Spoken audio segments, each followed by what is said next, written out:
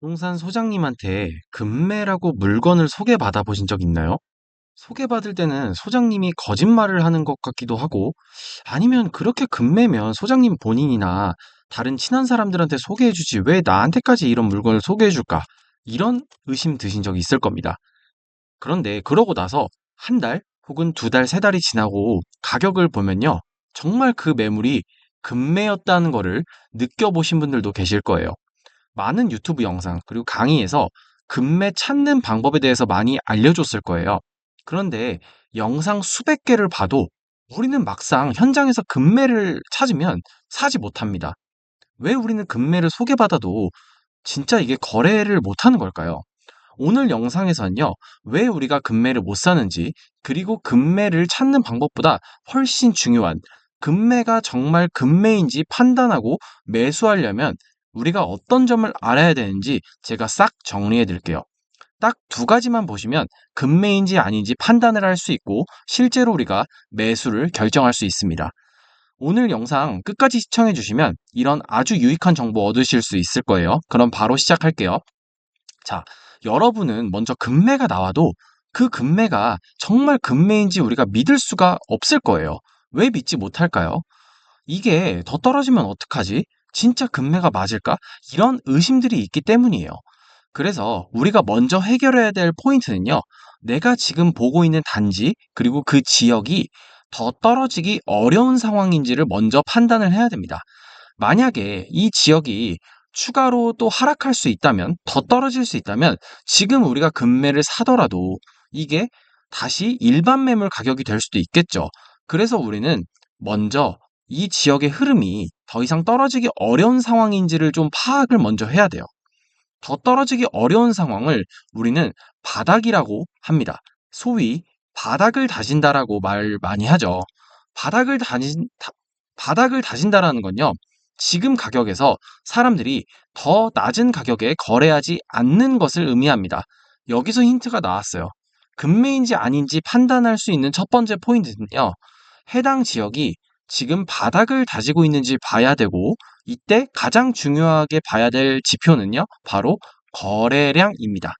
어떤 지역을 보셨는데 그 지역의 거래량이 지금 줄지 않고 계속 증가하고 있다라는 건요, 지금 그 정도 가격이면 시장에서 아파트를 매수하는 사람들이 매수할 의향이 많다라는 것을 반증하는 겁니다. 물론 거래량이 많다고 해서 반드시 상승하는 건 아니에요. 낮은 가격들의 금매들만 거래가 되고 금매보다 비싼 매물들이 거래가 안 된다면 가격 상승은 안 될 거예요. 그런데 적어도 거래량이 많다는 건요. 그 지역에 지금 정도의 가격이면 살 만한 사람들이 많다.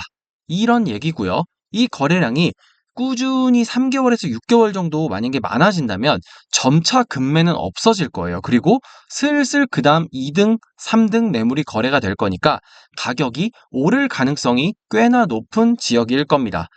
그래서 우리가 어떤 지역을 임장 가서요, 중개사 사무소에 들어가서 금매를 추천받았을 때, 이때 그 매물만 보고 금매인지 아닌지 판단하지 마세요. 그러면 어떻게 해야 되냐면, 내가 임장을 간 그 지역의 거래량이 어땠는지 한번 떠올리시기를 바랍니다. 만약에 내가 임장을 간 그 지역의 거래량이 3개월에서 6개월 정도 꾸준히 거래량이 증가를 하고 있고 그런 모습을 보이고 있다라고 한다면 지금 나와 있는 가성비 있는 매물은 금세 거래가 될 확률이 높아요.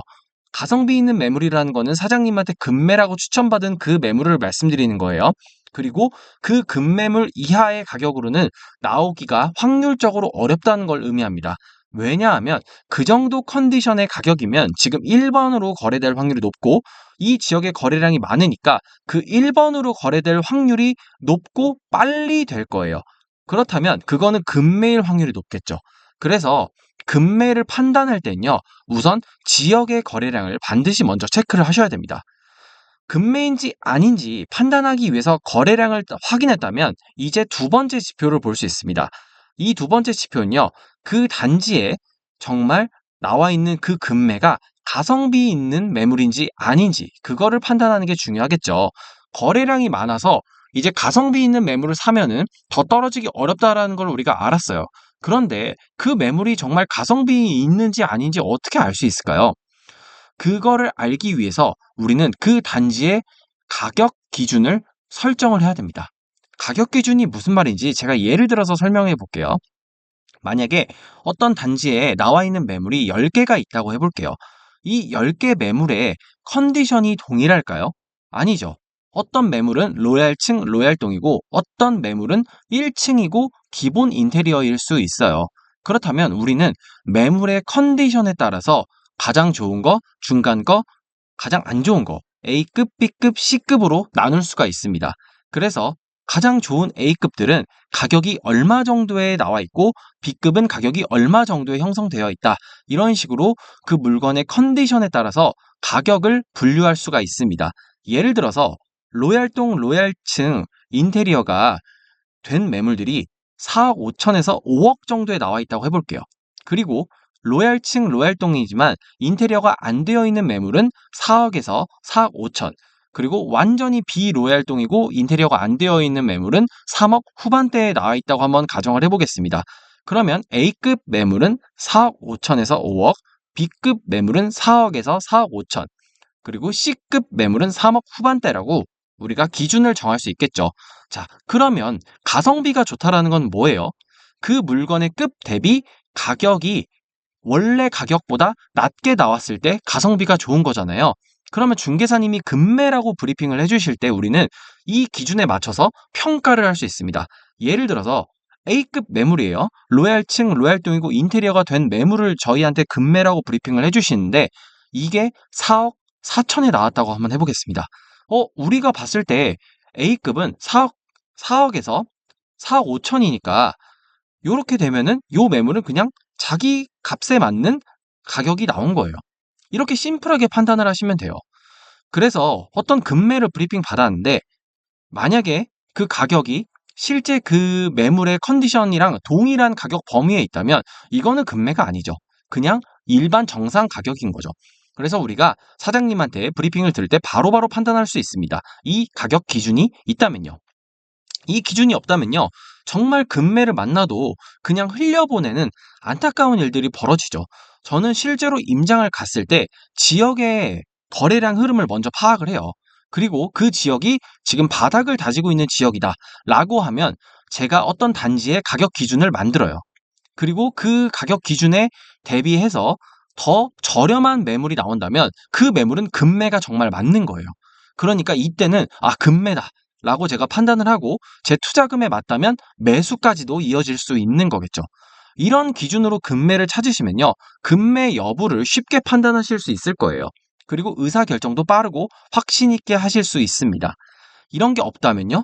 아무리 급매 찾는 방법 백날 들어도 여러분들이 급매를 만났을 때 급매인지 아닌지 판단하실 수가 없을 겁니다.